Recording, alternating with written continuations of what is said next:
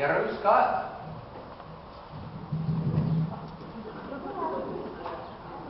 Well, I'm told that many of you are descendants of Barb and me. And how could that be if you folks don't even understand the traditional Southern German greeting? Maybe we'll have to try a more modern. Guten Tag. Wie geht's? That's a little better. We'll do that too. Lord, how things do change in 260 years. Of course, there are two things that seem to be pretty well preserved, I guess. One of them's me. The other is that Bowman house over there. My wife, Barb, you know, she'd be really pleased that that house is still standing over there. I'm not at all sure what she'd think about me still hanging around. But that house was her pride and joy, and she'd be pleased to know that's still over there. You know, I really had no choice but to build it well and to build it sturdy. Barb said that she wouldn't pack up and move with me to Virginia after our 20 years in Pennsylvania unless I promised to build her a good German house when we got there.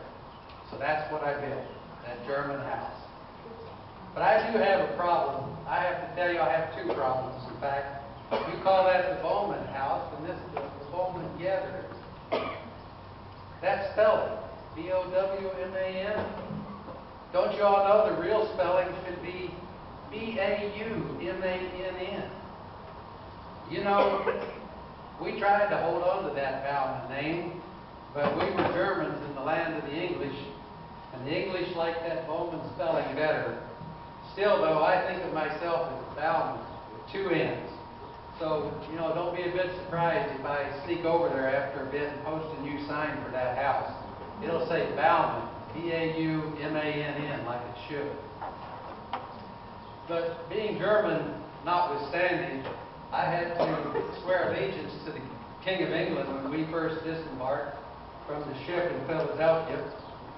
I knew, though, that I was well on my way to being anglicized when in 1765 the authorities in Pennsylvania threatened us Germans with taking our land if we didn't become naturalized citizens of England.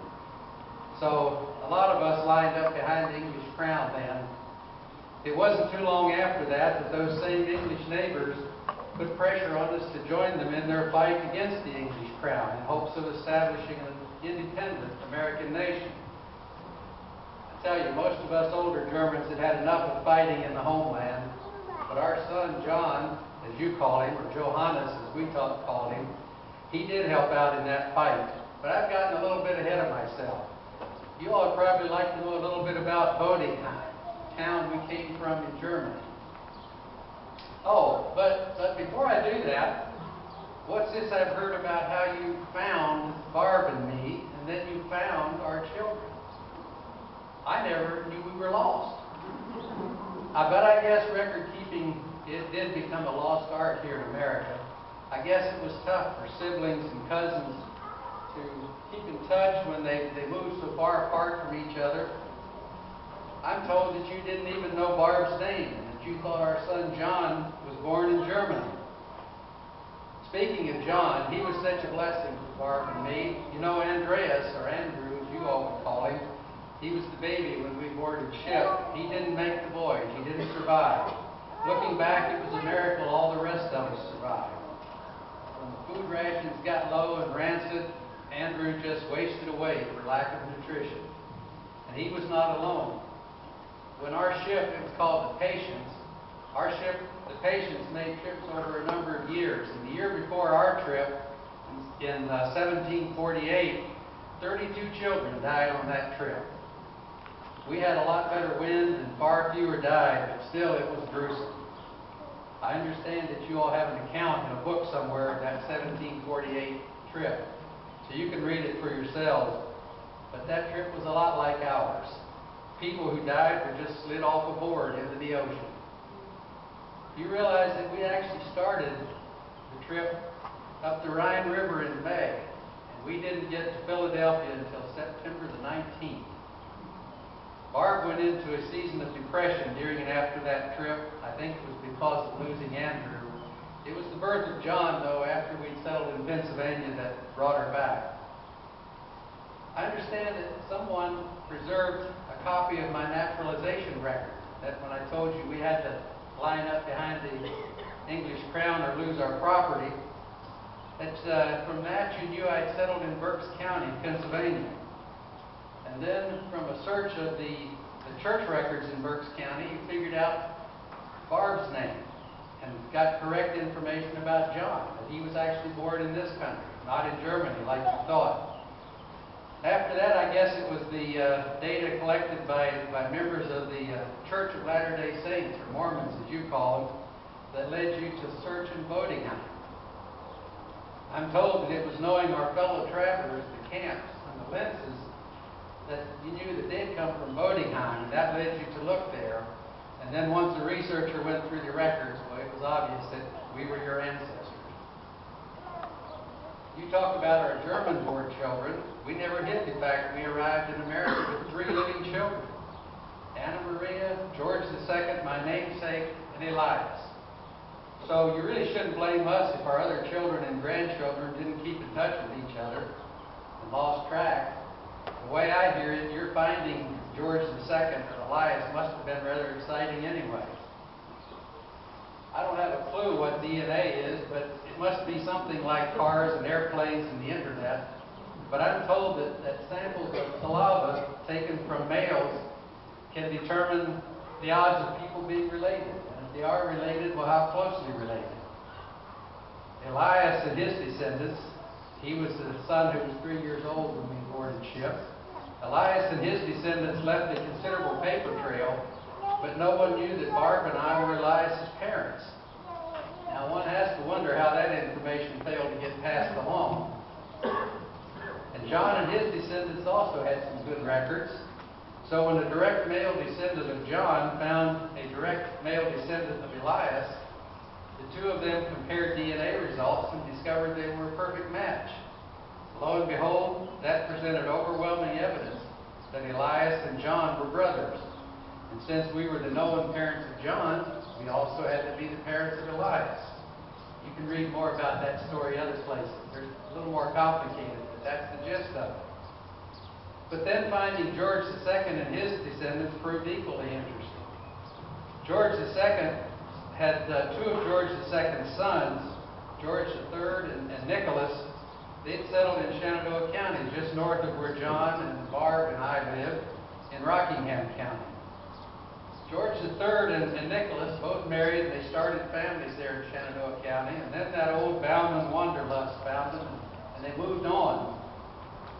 Well, those descendants of Elias and John that I spoke of earlier posted their DNA results on the web, whatever the heck that is, for God and the whole world to see. And someone from Indiana named Gann contacted them and said he was also a perfect match. Well, Gann had no ancestor named Bowman, which seemed rather strange, but maybe it wasn't so strange when you realize that DNA follows our genes, not necessarily marriage records. It turned out that the Gann ancestress had lived on an adjoining farm in Jefferson County, Tennessee, to one of my grandsons, Nicholas. He was the son of George II. And Nicholas had 2 boys, one named William. It seems that Miss Gann got pregnant without the benefit of marriage, and in that time and place, the father was required to pay a bastard tax on the child born out of wedlock. Well, Miss Gann seemed to have a lot of spirit. She refused to tell who the father was, even though that meant she had to pay the bastard tax herself. It's in the court record. You can go look it up. She named that son William Anderson Gann. So there's no doubt one of my descendants fathered that child, and I bet it was William Bowman, son of Nicholas. Nicholas later lived in Henderson County, Tennessee, and I believe some of you claim him for your ancestor a little more directly. I see you out there, indeed. But the story doesn't end there. Another gentleman named Weeks, who traced his ancestry to southern... Is that you? You were the one who was harassing me about the German greeting? He traced his ancestry to southern Ohio, and he had already made contact with Mr. Gann because the two of them realized that they were a perfect DNA match. When Mr. Gann found his connection to his Bowman paternal ancestor, he talked to Mr. Weeks. Mr. Weeks contacted me with all of his paper trail evidence. Turns out that Mr. Weeks' ancestress also had a child born out of wedlock, with the likely father being a Thomas Jefferson Bowman. That was the son of George Bowman III, my grandson, or brother of Nicholas. This grandson, George III, had married an Elizabeth Roush. The Roush family, some of you may know about Roush racing. You ever hear that term? Well, they're your relatives. The Roush family had claimed for years that Elizabeth had married into the George and Mary Hyde family. Oh, it's no wonder. That Bowman line was well known in history, and given a choice, who wouldn't have chosen them? Even John Whalen wrote about them. But the paper trail evidence didn't support the Roush family claims, and now the DNA evidence provides overwhelming evidence that Elizabeth's husband was in fact my grandson, your relatives. So that's how George II and Elias were found, through a combination of paper records and DNA testing. Barb and I would sure love to know what happened to Anna Maria, our oldest child and only daughter. I'm told the records show that she grew to adulthood in Pennsylvania, but nothing further is known. Maybe one of you could help. One of you can do some research and figure out where she went. But enough of that finding business. Let's get back to our life in Bodingham before we came to America. I was a tailor. I made clothes for people. Mostly it was clothes for folks like us, working people. But I was good at it. Occasionally I made some fancy clothes for the Princess family or for some scholars. I learned that trade from my father. And his father was a wagon maker.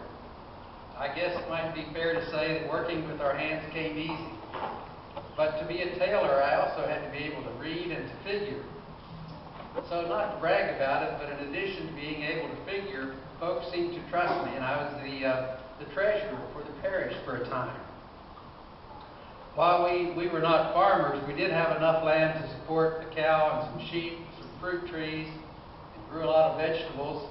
Without that, it would have been hard to live.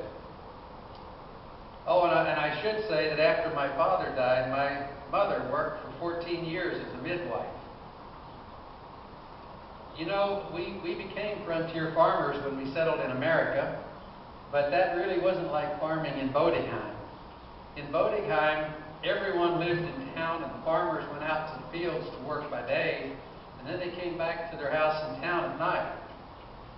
Quite different out on the frontier in Pennsylvania. You know, Barb and I were both older when we married, 27 and 28, and I have to admit to marrying up.